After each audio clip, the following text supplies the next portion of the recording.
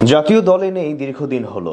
ঘরোয়া লিগে পারফরমেন্স করেও নিজেকে ন্যাশনাল স্কোয়াডে আনতে পারছিলেন না নুরুল হাসান সোহান। তবে অবশেষে কপাল খুলল তার, যদিও জাতীয় দলে নয় বরং এই দলকে নেতৃত্ব দিতে এবার যাবেন অস্ট্রেলিয়াতে।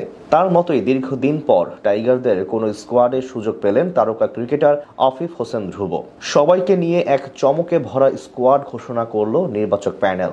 অস্ট্রেলিয়ার নর্দার্ন টেরিটরি ক্রিকেটের আমন্ত্রণে চলতি মাসে টপ অ্যান্ড টি-20 সিরিজ খেলতে যাবে বাংলাদেশ এ দল। সেই টুর্নামেন্টের জন্য এবার স্কোয়াড ঘোষণা করলো বাংলাদেশ। নিউজিল্যান্ডের বিপক্ষে এ দলের সবশেষ সিরিজে নেতৃত্ব ভার ছিল নুরুল হাসান সোহানের কাঁধে। সেই ধারাবাহিকতায় এবারও তিনি থাকছেন দলের অধিনায়ক হিসেবে।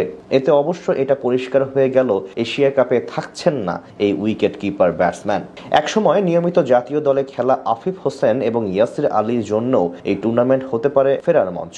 দীর্ঘদিন ধরে লাল সবুজের জার্সি পরে মাঠে নামেন না তারা। এবার অস্ট্রেলিয়া সফর দিয়ে তাই প্রত্যাবর্তন করার সুযোগ থাকছে তাদের কাছে। দলের ব্যাটিং অর্ডারে এই দুজন বাদেও আছেন তরুণ মারকুটে ব্যাটসম্যান জিশান আলম। ব্যাট হাতে এরই মধ্যে সংক্ষিপ্ত ফরম্যাটে দারুণভাবে প্রমাণ করেছেন এই ওপেনার। বিশেষ করে নিজের আগ্রাসী ব্যাটিং এর জন্য সুনাম রয়েছে সর্বমহলে।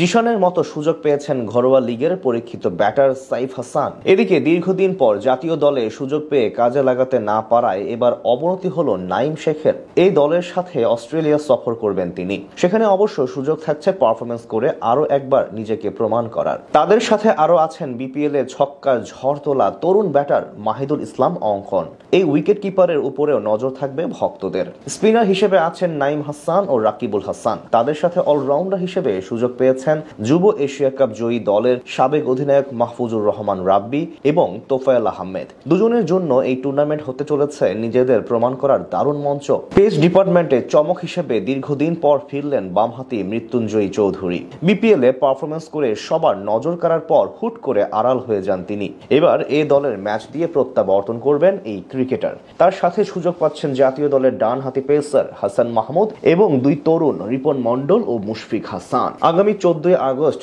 10 দল নিয়ে শুরু হবে টপ অ্যান্ড টি-20 সিরিজ।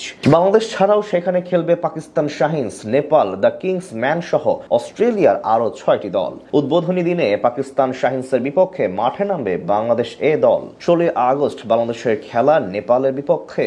গ্রুপ পর্বে প্রতিটি দলই 6টি করে ম্যাচ খেলবে। গ্রুপ পর্বের সেরা 4 দল খেলবে সেমিফাইনাল।